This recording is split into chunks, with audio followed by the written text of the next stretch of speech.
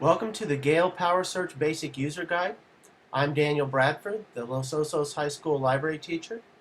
In this screencast, I'm going to introduce you to Gale Student Resource Center database, which is a much more efficient, powerful, and effective research tool than Google. Let's get started by going to the library home webpage, www.lohslibrary.com. Our next step will be to click on the Research tab. Once we are on the Research tab, you can see a link to our YouTube channel. Our YouTube channel has this and all other instructional videos for the LOHS library. And to get to the Gale Student Resource Center, we click on the image. This takes us to the login page, and our password is Grizzlies, G-R-I-Z-Z-L-I-E-S, all lowercase letters. Click on Proceed.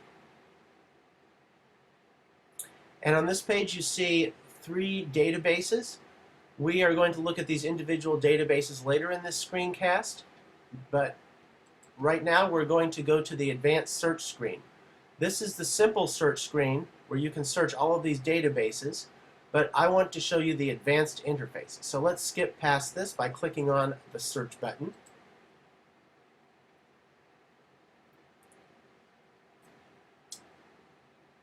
And on the next page we see the advanced search screen. Before we begin, however, let's create a free account. If you have not already created a free account, you can go up here to Sign In, click on New User, fill out this form, and then accept the terms and continue. I've already created an account, so I'm just going to sign in using my existing credentials. And the reason that we want to use this free account is because this enables us to save all of the research that we do. And you can see that I am signed in now because it says Welcome Daniel. So every time I do research on Gale PowerSearch, I save everything in the cloud in an online folder, and then I can access it later when I want to continue my research. Let's click on the Advanced tab. And first thing we want to do is make sure that this box is checked, Documents with full text. It is checked. And this is our assignment for today. We want to find articles from academic journals on the topic of the obesity epidemic.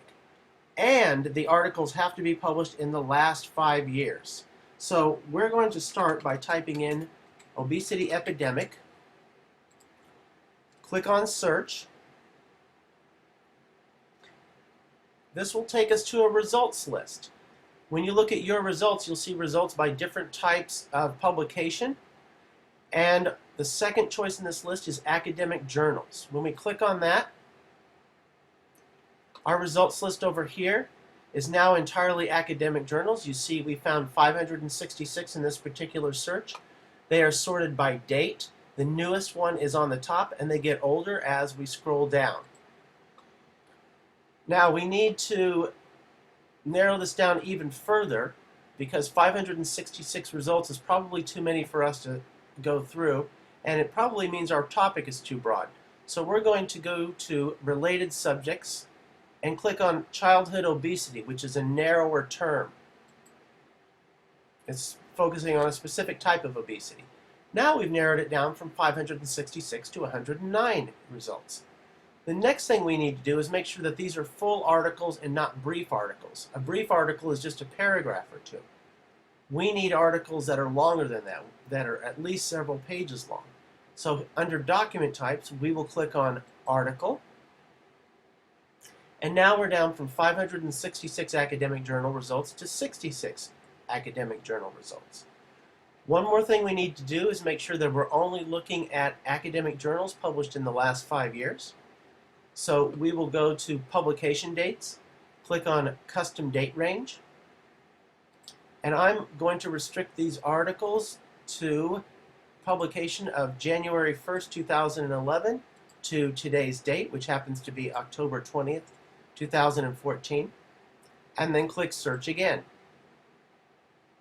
Now we are down in less than a minute and a half from 566 academic journal results to 6 academic journal results. And these 6 academic journal results are all full text, and what we're going to do is have a look at them. I'll pick one, Fight Obesity in the Classroom. Notice that it has a word count of 936 words, and when we click on the title, it takes us to the full text of the article. And all of the information to create a citation is in the top part of this article. We can choose to have this read to us if we click on the Listen button. And we also have the option to save this to our online folder. Let me show you how that works. At the top there is a check mark box, and when we click on the mouse, save this document, we then go to our online folder, which is directly under our name. Click on Saved Documents. And you can see I've got Fight Obesity in the Classroom and 2 other documents that I saved earlier from a different research. So now let's have a look at something else we can do. Click on the back button of the browser. Click on Back to Search Results. Let's say that we wanted all of these articles. I'm going to choose number 1, number 4, and number 6. Check my folder again. And now you notice that all of those articles are in there. Now the next thing that we can do is download all of these articles if we wanted to by clicking on this download button. We can also create citations for the articles. When you click on Citation Tools, Gale will automatically create a citation in either 7th edition MLA or 6th edition APA.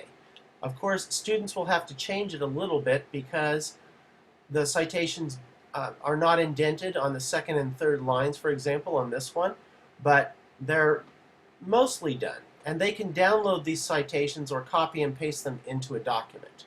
And same for APA. The citations are mostly correct, but the students can check them for accuracy. However, this saves a lot of time because it gives them a basic form that they can check rather than creating a citation from scratch. They can also email these articles either to a teacher or to a work partner simply by clicking on Email. An email form will come up, and the students can send email to anyone they want. I'm going to send this to my teacher email and click Send. And now each of these articles have been sent to my teacher inbox as a separate email. So if I have 6 documents, as I do here, I will have 6 separate emails, 1 for each document. And of course we can always print our articles anytime that we want. One more thing that we can do, if you want to sort within your folder, you can add tags. So I'm going to add the tag of obesity to this first document and to this second document. And now you can see I have 6 articles here, 2 are tagged with obesity. If I click on the obesity tag, only those 2 articles show up even though all 6 of them are still in the folder. So if you are doing research on multiple topics and you want to sort your articles within this online folder, you can use the tags to do that. You can also use tags for other types of sorting, but the tags are something that's very useful to have. And again, I can remove these documents individually by clicking on the red X, or if I want to clean out my folder, I can remove all saved documents with one click. Now, there's another thing that Gale PowerSearch can do for us, and that's help us define our research terms. If we click on Subject Guide, it takes us to Subject Guide Search. Let's say that students wanted to narrow down the topic of obesity to a narrower topic, but they're not sure what they should narrow it down to. We can just type in the general topic of obesity, Click on Search. And now, instead of seeing a list of articles, we are seeing a list of subject terms. If we click on the green plus sign, you can see that we have subdivisions, narrower terms for obesity. For example, the demographic aspects of obesity has 157 articles associated with it. Drug therapy for obesity has 470 articles associated with it. This is a way for students to find narrower topics that they can focus their research on, moving from a broader topic to these subdivisions. Another way that students can use the subject search to narrow things down is by clicking on related subjects. And you can see they've got narrower terms here: adolescent obesity, childhood obesity. And when we look at the results, we can see that there's plenty of research material available for these two topics. So now I promised you that we would look at those three individual databases, and let's do that very quickly by clicking on Tools and Change Databases. And this will take us back to our original welcome screen. Let's look at each of these databases in turn. The first one is Gale Virtual Reference Library, and this is exactly what it sounds like. It's books that were originally in print and have been digitized. For example, the Encyclopedia of World Biography, which is a 23-volume reference set. And we have them divided by subjects so that you can look at books, for example, in literature. You can search within literature results. So if you wanted to see if there was any information on To Kill a Mockingbird,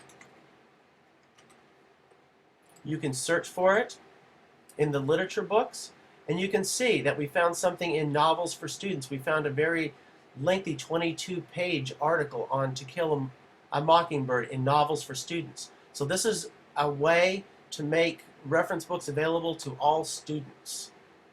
Opposing Viewpoints in Context is for controversial issues.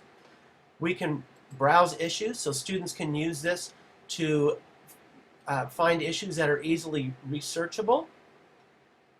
And they can even choose by category. So if students are in a science class and want to write something on science, technology, and ethics, we can look at just that category, and they list all of these different topics. So if we wanted to look at factory farming, we would get all of these results thrown up on one page.